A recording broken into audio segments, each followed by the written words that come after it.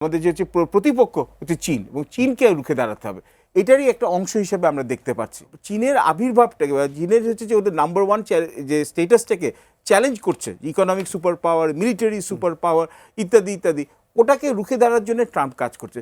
Trump পাগল না, ট্রাম্পকে যে পাগল বলে সে পাগল। চীনকে রুখে ধরার জন্যে ডেমোক্র্যাট এবং রিপাবলিকানদের বাই পার্টিজান কনসেনসাস কিন্তু আছে। চীন তাদের ক্ষমতা বা তার শক্তি রিজার্ভ করছে, যে তাদের একটা আশঙ্কা আছে হয়তো 2-3 বছরের মধ্যে তাদের উপরে সাথে যুক্তরাষ্ট্রের একটা সংঘর্ষে জড়িয়ে যেতে পারে। এটা যদি হয়, মানে রাশিয়া একটা যুদ্ধে আছে, চীনও যদি একটা যুদ্ধে জড়িয়ে পড়ে, আমেরিকা তো ট্রাম্প জামানায় নানা দিকে আক্রমণ যুদ্ধই ওনার ব্যবসা, যুদ্ধই চলে যাচ্ছে। সবকিছু মিলে অনেকে একটা আশঙ্কা করে তৃতীয় বিশ্বযুদ্ধের মতো অবস্থা হতে পারে কিনা, বা আরো বড় আকারে সারা বিশ্বযুদ্ধের মধ্যে চলে যেতে পারে কিনা, এটা জানতে চাই। এবং ইউরোপের ভূমিকা আসলে এই যুদ্ধে কি আছে? ইউরোপ হচ্ছে, আমি আপনাকে খুব মানে ভালো মতো বলি, না ইউরোপ হচ্ছে কি 1900 এখানে আপনার এই 1945-এর পর, দ্বিতীয় বিশ্বের পর, ওরা পুরোপুরি ইউরোপ হচ্ছে যুক্তরাষ্ট্রের এখানে হচ্ছে নিরাপত্তা বলয়ের এখানে হাতে আছে।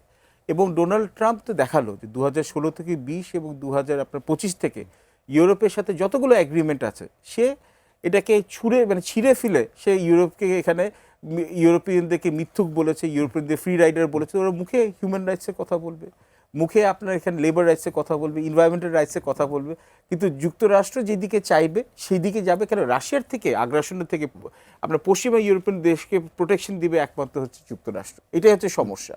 এবং ওদের মধ্যে আবার একটা মতবিভেদ দেখা গেছে। অনেকগুলো দেশ, যেমন হচ্ছে ফ্রান্স, জার্মানি, ওরা চায় না যে এইভাবে, বা আয়ারল্যান্ডও যেখানে হচ্ছে, ওরা চায় না যে এইভাবে হচ্ছে যুক্তরাষ্ট্র এইভাবে আইনগুলো এখানে তোয়াক্কা করে আক্রমণ করুক। কিন্তু ইউরোপের ওই ক্লাউডটা নেই।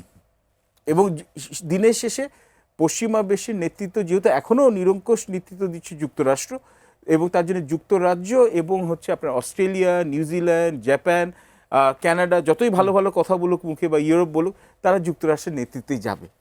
এটাই হচ্ছে আসল কথাটা। আরেকটা আপনি দেখেন, ইউরোপিয়ান আরেকটা কথা বলার না কারণ হলো যে ম্যাক্সিমাম দেশে আমেরিকার ঘাঁটি আছে। হ্যাঁ হ্যাঁ, ওদেরকে সিকিউরিটি আউটসোর্স, ওদেরকে পুরোপুরি সিকিউরিটি আউটসোর্স করে দেওয়া হচ্ছে। কিন্তু এটা যেটা হচ্ছে যে এখন যুক্তরাষ্ট্র যেটা করছে, এটা ওদের স্বল্পমেয়াদী লাভ হচ্ছে। কিন্তু এই স্বল্পমেয়াদী লাভের ওরা মানে আকাঙ্ক্ষায় ওরা দীর্ঘস্থায়ী কি ওদের ক্ষতি করে ফেলছে নাকি না, এটা কিন্তু ইতিহাস পরে বলবে। কিন্তু বিশ্বের যত আপনি জনমত আস্তে আস্তে কিন্তু যুক্তরাষ্ট্রে যে এইরকম যে একচেটিয়া কাজ যেগুলো করছে, সেখান থেকে কিন্তু মানুষের মন কিন্তু সরে যাচ্ছে। এই ধরনের আক্রমণ এটা কি আসলে শুধুমাত্র ট্রাম্পের পাগলামি নাকি আসলে চিন্তা ভাবনা করে? একদম না। আমি আপনাকে এতটুকু আমি বলতে পারি, ট্রাম্প পাগল না। ট্রাম্পকে যে পাগল বলে সে পাগল। কারণ ট্রাম্প দেখুন, প্রথমে হচ্ছে চীনের উপর যেখানে যে তাদের প্রায় $500 বিলিয়ন মতো ট্রেড ঘাটতি ছিল, চীনের উপর একের পর এক ট্যারিফ দিল।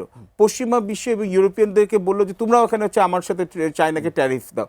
দেখলো চায়না প্রযুক্তিগতভাবে এগিয়ে যাচ্ছে, চায়নার প্রযুক্তি যাতে আহরণ না করতে পারে, সেমিকন্ডাক্টর, এআই ইত্যাদি, তার জন্য ওটার উপর ওরা স্যাংশনস দিল।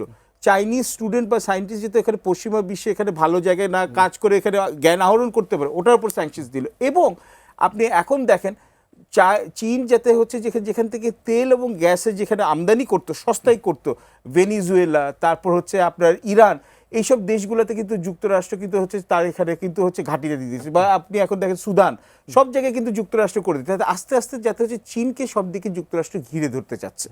সো চীনের আবির্ভাবটাকে বা চীনের হচ্ছে যে ওদের নাম্বার ওয়ান যে স্টেটাসটাকে চ্যালেঞ্জ করছে, economic super power, military super power ইত্যাদি ইত্যাদি, ওটাকে রুখে দাঁড়ার জন্য ট্রাম্প কাজ করছে।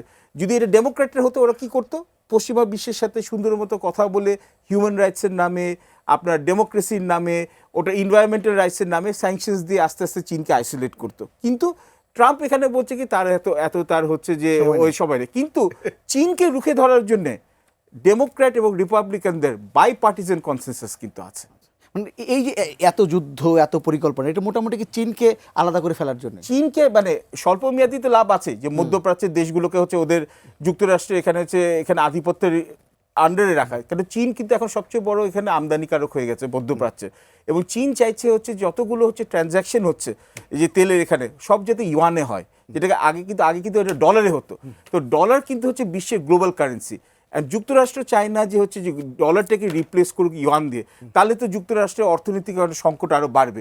এর জন্যই কিন্তু দেখুন হচ্ছে সব জায়গায় কিন্তু দরকার হলে ওরা সামরিক এখানে অভিযান করছে, বা বলছে যদি তোমরা ডলারকে যদি রিপ্লেস করো তা তোমার 100% ট্যারিফ দিব। ব্রিক্সের দেশের মতো Brazil, Russia, India, China, south Africa, তো তারা তাদের মানে অর্থনৈতিক আধিপত্য, তাদের প্রযুক্তিগত আধিপত্য এবং সামরিক আধিপত্য বজায় রাখার জন্য যা যা কাজ করছে, এবং ওদের ন্যাশনাল স্ট্র্যাটেজিক সিকিউরিটি রিভিউ যেটা আছে, ডকুমেন্ট আছে 2025 ও 2026, ওরা বলছে আমাদের মূল যেখানে হচ্ছে প্রতিবন্ধী বা আমাদের যে হচ্ছে প্রতিপক্ষ হচ্ছে চীন, এবং চীনকে রুখে দাঁড়াতে হবে। এটারই একটা অংশ হিসেবে আমরা দেখতে পাচ্ছি।